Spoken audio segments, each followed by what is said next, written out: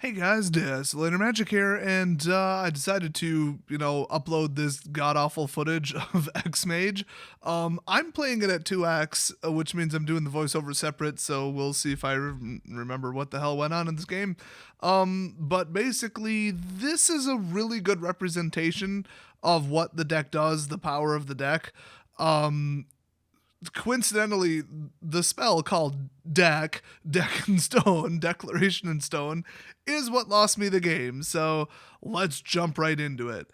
Let's see here. Okay, so I decided not to keep that awful hand.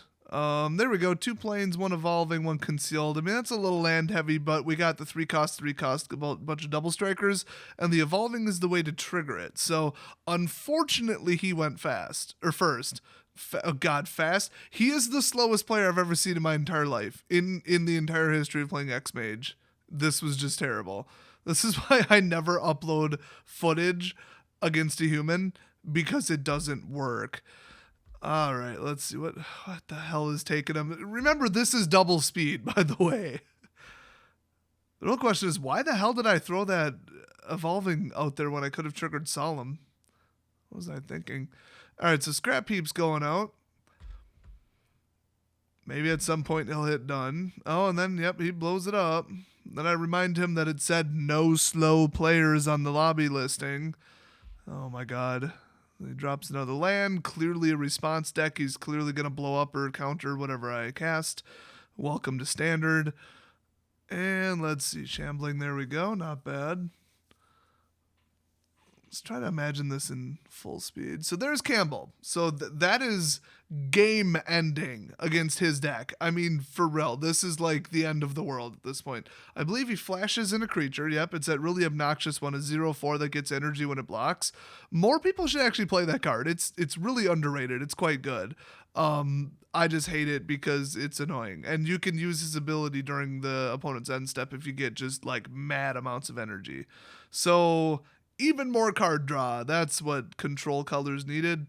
And there he goes. So he just lost 2 more life on a tune with the Aether because of Campbell. So you may recall he says whenever a non-creature spell is cast, they lose 2 life and I gain 2 life. I mean, even if it was just they lose 2 life, that's devastating. But me gaining 2, I mean, you just can't compete with that. So there's Deck in Stone. I target his creature and it does nothing. Because of that, about 15 turns later, I lose the game. So I'm just thrilled to death about that. So yeah, I can't swing, but would I have swung with Campbell with 2 blue open? Yeah, probably. The worst I could do is bounce it back to hand that I could think of. It's not like he had unlicensed disintegration, not even playing those colors. Plus, that's not a response thing. I mean, like immolating glare and stuff, that's white. So there's Solemn right there, pretty nice. He didn't counter it, which is even nicer. I could have hit him for 4 at this point, potentially, if that was actually gone. So then he casts Shock to kill it, but he takes 2 more damage, so now it's 24-16. Now you can see why I would put in 4 Campbells. Now that's the thing. I have one in hand, so people are saying, oh, legendary, cut it to 3. No, I'd be more than happy to hold the replacement Campbell in my hand. So there goes Eternal Scourge out there. If he targets it, it'll just go straight to exile, and then I can cast him again. Perfect against his deck. I mean, this is such a good matchup. He's playing some kind of energy draw, torrential, spell resurrection, super draw control thing. I think he's running Glimmer and Anticipate and the Shielded guy. I think there's even like 1 more draw card. I don't know. You could kind of call Torrential a draw card, but not really.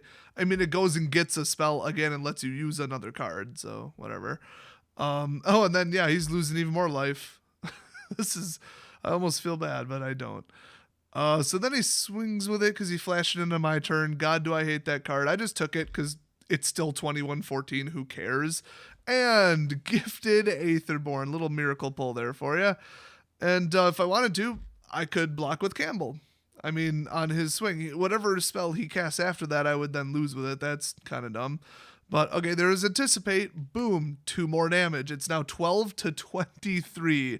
And remember, this deck just does nothing. He had 1 card in hand. Now he has 2 cards in hand. Well, I guess 2 if you count Anticipate. I mean, if you're playing that deck, you need to cast non-creature spells, but you'll die and there's no life gain. So there's Dynavolt. Not a fan of that. Probably is targeting Campbell, though. Oh, there we go. Yep. That makes the most sense. And that is why you run 4 of a legendary. It is an important card. It's not just, oh, the card is kind of nice. Yeah, then don't put in 4. If it's like, holy crap, this is the most important thing in my entire deck, yeah, you probably should play 4 of him. Let's see. Yep. And so there's the Death Touch lifelink. I gained 2 more, 27 to 10. Ouch. Oh my god. And then Incendiary Flow. Now, unfortunately, that wasn't triggered because Campbell's gone, but 27 to 10 is pretty damn good. So there's Scrap Heap. He's going to keep coming back over and over and over. Got about 4 creatures in my graveyard. That's always fun. I think he ends up exiling it, though, or something like that. Really quite annoying. Let's see. Something happens to turn this game around. Now, remember, that blue dude who's giving him energy would have not been there if Deck and Stone would have not done nothing. Oh, that was weird. A little bit of a graphical glitch there. Might have to edit that out. Let's see. Oh, there's a Zulaport Cutthroat. You would think this is doing well. Well, basically, I mean, the rest of the game was complete and utter crap. I don't remember what I did to lose it. Oh, I swung with Scrap Heap and Campbell, and he flashed into Torrential, and then I just lost because of that. So that was a dumb move on my part. But like I said, I would have won the game if that was gone. So, yeah. Swinging with Campbell is just stupid here. I believe this is where he flashes into Gear Hulk and I get killed. So that's a shame. But you guys get it. I mean, Campbell is so huge. My creatures keep coming back. I've got Death Touch. I've got Lifelink. I've got Man Lands. I've got Death Triggers.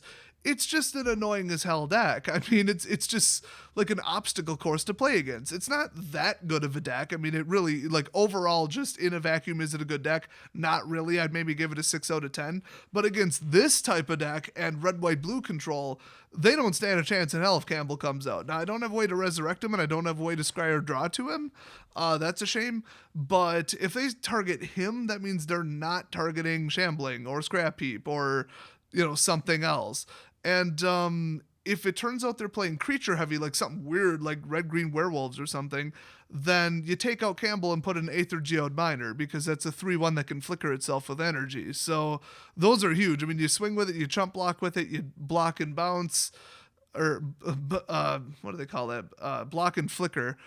It's a pretty good way to, get around it. And then if they're going out of control with like Thopters and Servos or something just crazy, or just flooding the field with dirt cheap creatures, you just go to the board wipes. Fumigate, -2 across the board, -3 across the board with Yahenni's expertise. Flaying Tendrils is a -2. And you can even do with the -1 instant, which I believe costs 3, but it's an instant, and it's all opponents' creatures get -1, -1. So that would wipe out some servos. Maybe that wouldn't be my first pick, for the sideboard. But like I said, always make the sideboard about what is in your local meta. That is the most important.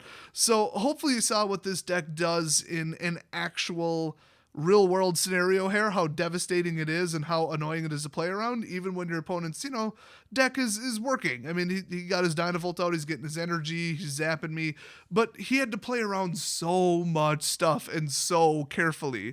And my draws were only so in that game. So, I mean, yeah, it's good. I mean, it's annoying. I mean, it's one of the only decks that you can build right now because standard is a joke. I mean, it's just control, draw, control.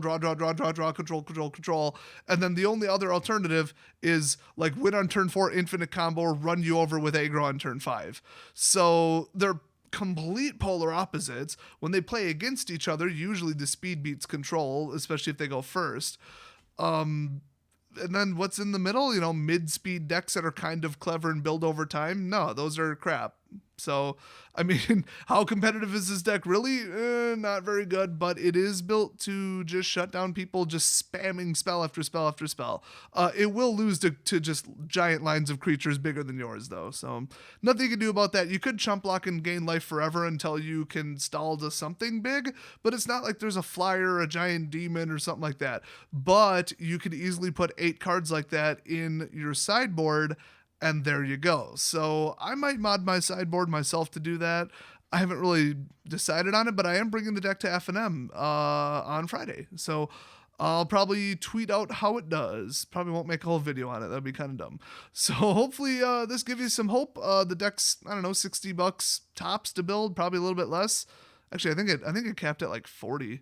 I think I actually did run the numbers, so pretty darn cheap. So check it out, try it if you like it, and I'll see you guys next video.